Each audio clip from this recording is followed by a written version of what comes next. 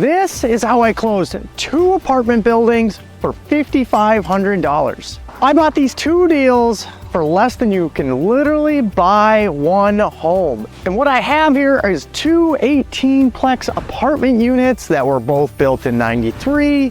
They're actually very decently located on where we bought them, except that the snow that we're standing in. But I want to break down in this deal how we bought these deals, how we got them, what we need to do to them, and how we're going to fill them. So basically in 3 video series, I'm going to break down exactly how we found the deals, what the financials look like on the deals, how you can do these deals, and why this can make a lot of difference and why anybody can do it, literally for the less than a down payment on your house. So guys, if you don't know who I am Marc Kuhn. I have done millions of dollars in real estate transactions. I own a construction company that does over $25 million a year, and I understand how to make value add apartments add a lot of value to your net worth. So in this video, we are actually going to talk about 2 things. We're going to talk about how we found this deal, and then number 2, we're going to talk about the property death spiral. So you can spot deals like this out in your market, and you can take them down as well. But it's a very interesting model that you have to understand, and you have to understand where it's at in the process. So keep tuned for the property death spiral. Let's get into this. All right, so we are in the 18-plexes here. So anyway, here is a little bit about how I found this deal, and same easy ways that I've done this, you can do it too. Just shows how important a social media or a presence on social media or LinkedIn is, and how powerful it is in getting deals. Because that's another very reason that I actually gained these 2 deals at the same time that I gained actually my asset manager as well. So there was a guy that wanted to work for us, and we kind of met multiple times. These were 2 deals that he was working, and this is basically some of the deals. I've actually been in these before I even met him. I've been in these deals about a year ago to see, you know, they need a lot of, we're gonna call it cosmetic type fixes.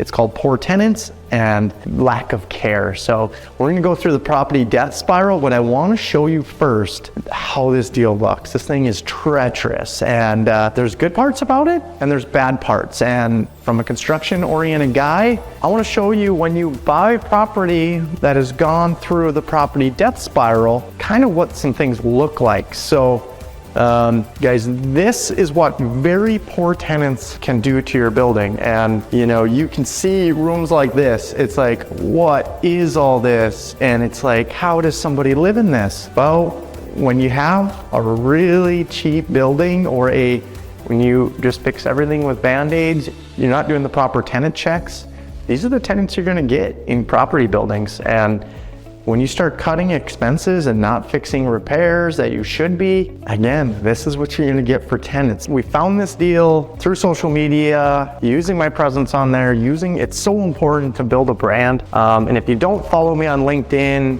please come follow me, subscribe to my newsletter called Unfollow the Herd, how I'm doing these apartment deals, sometimes with very little money down, and you guys can do it too. It's not overly complicated. You can literally do it with less cash than you need to buy your house. And this thing's gonna generate some net worth, and we're gonna go through that. All right guys, so let's talk about the property debt spiral, because not enough people search for opportunity, and this is a way that I always see bad properties go. And I bought properties in 2022 this way, and now I'm buying them in 2023 this way. So the property death spiral always starts out with basically you're reducing your repairs cost. You're not fixing things, maybe the reference of putting lipstick on a pig. That's kind of what you're doing in these assets. So instead of just, you know, fixing anything that's broken, you just kind of like barely fix it, right? Duct tape.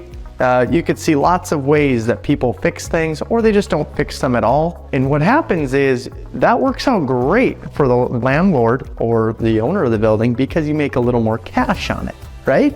Reduce repairs, reduce everything, with the rents being high because you still have tenants. Then what happens is that the lipstick really starts to wear off. And what does it show? It shows all the new tenants what kind of space you're actually working with. It means you got, broken blinds and you got weird paint and you don't really kind of fix the flooring properly. Well, when you put tenants like that in place, you have to lower the qualifications of the tenant or you have to lower the asking rent amount. So then you're in kind of phase 2 of the property death spiral, which means now you're just trying to fill units, right? Because you want to keep the income as high as possible, but then now you even need to drag down the expenses even lower so you don't hurt the property's overall value. So as time proceeds to go on, you end up having to find a lower quality tenant. And while you find a lower quality tenant, they like to pay a little bit less in rent and they care just a little less about your property because they don't care at all.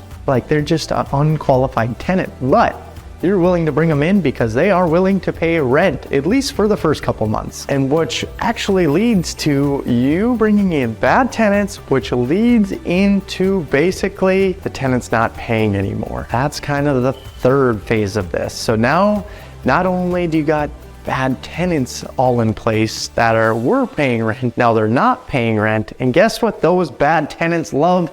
They love to bring riffraff. And that's what you're kind of seeing throughout this apartment. It is just riffraff. I believe that I remember buying this property and I've gotten so many stories. There's bugs, there's tenants outside like till wee hours of the night drinking beer in their garage. It's just a lot of riffraff that you don't want to deal with, but that's entering the third phase of the whole property death spiral.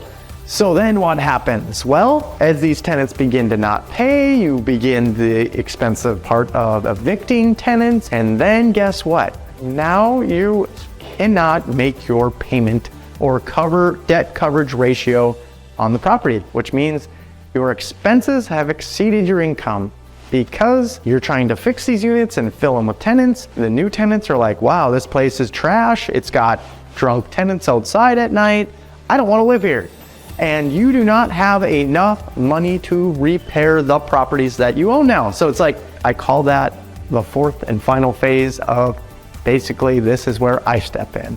And I bought it after the fourth phase of the property death spiral because that owner can no longer make his payment and he's actually having to pay into the property to own it. Not only that, but he has no money to repair the building and he has no tenants that even want to live in this space. So that is the property death spiral, and I am a true believer that there's many properties out there that maybe the baby boomers, maybe people that don't care or get classified as a slumlord that just don't care as much about these properties. But there's a lot of opportunity in these properties. I have figured out a way to renovate this property in a timely fashion. I buying this building with 2 tenants in place of the 36. So we're basically going and fixing everything and we're gonna fill it up to market rent, which I will get a delta spread on my money, which we will go over in video number 2. I'm gonna break down what I paid, what the repairs look like, what the after repair value, the appraised value is, and then what the stabilized value is, or basically the value of the building once tenants are in place. So keep your mind on video number 2. Because we're going to be able to walk through exactly step by step on the financial process on how you're going to do this deal yourself and basically how these properties only cost me $5,500. All right guys, so there is your property death spiral. There is how we found the deal. I want to get in the weeds of this deal though with you in the next video. So if you've not, like and subscribe to this channel because I want to notify you on when the next video comes out. Guys, we're going to go through these units in depth. We're going to tell you exactly what's going on in these units for repairs, the outsides of these repairs as well, but we're going to figure out how to get maximum value from this with the least amount of money. So I want to share everything about it on the next video with you guys. So make sure that you like and subscribe to this channel so I can show you more. See you in the next one.